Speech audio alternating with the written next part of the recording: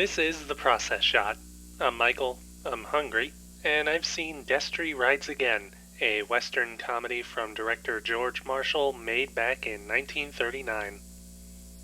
Set in a rambunctious town called Bottleneck, the film begins with the town sheriff being killed for asking too many questions about saloon owner Kent, leading the town's crooked mayor to appoint the town drunk as the new sheriff.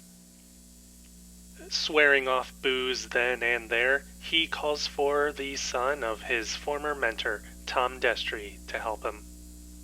Tom Jr., however, is a pacifist who prefers to use his own wits to avoid any unnecessary bloodshed. That's not to say that he isn't an expert with a gun, but his charming demeanor and patient manner come to be his most essential assets, especially as he investigates just what exactly happened between Kent and the sheriff that night. The story here starts off with a classic Western premise, or at least it seems like it would be a standard stranger comes to town sort of story.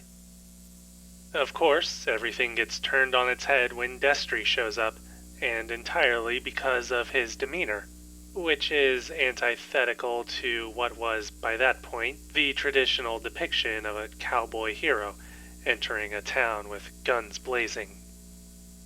Nobody fears Destry, people mock him to his face, and it isn't until he shows the skills that he chooses to keep under wraps that people realize his actual worth.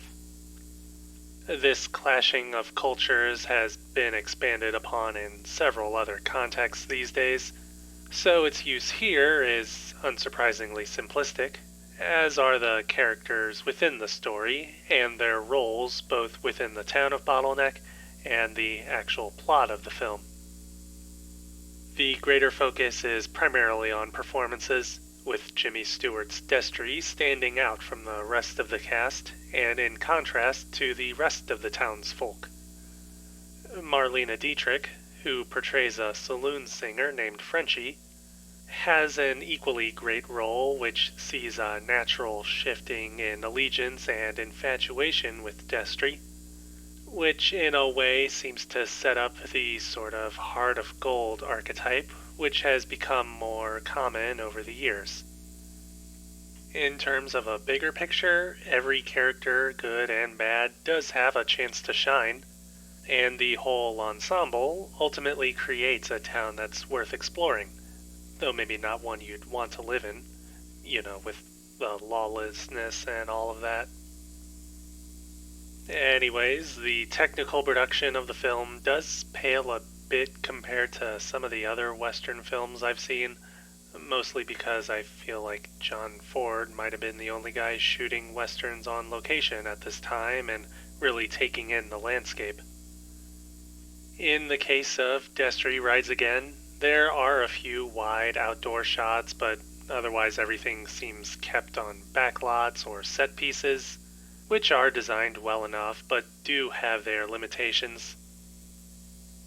There is enough of a mix-up at play with the use of wider, crowded scenes that give the world some realism, but it just doesn't quite hit the same. There's a good pacing to the film that keeps the story moving along steadily while letting the setting have a chance to show off some of its calmer side at times, but otherwise everything is kept pretty plain and practical, with the overall production looking more towards setting the scene at first before moving into the actual performances at play, as well as the writing and overall comedy of the story and in Destry's mannerisms. All of which comes together to make for a Western that was already looking to buck the trends of the time, I think.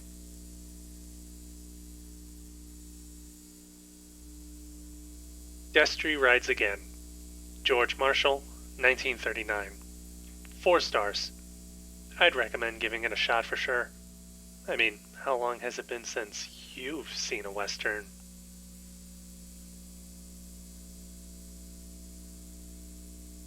That's it for me. If you like this review, leave a like. If you have something to add, leave a comment. Subscribe to the channel for more reviews. I do wish this place would give me more Western movies. I think it's been a while since I've had a musical, too. Maybe it's picky.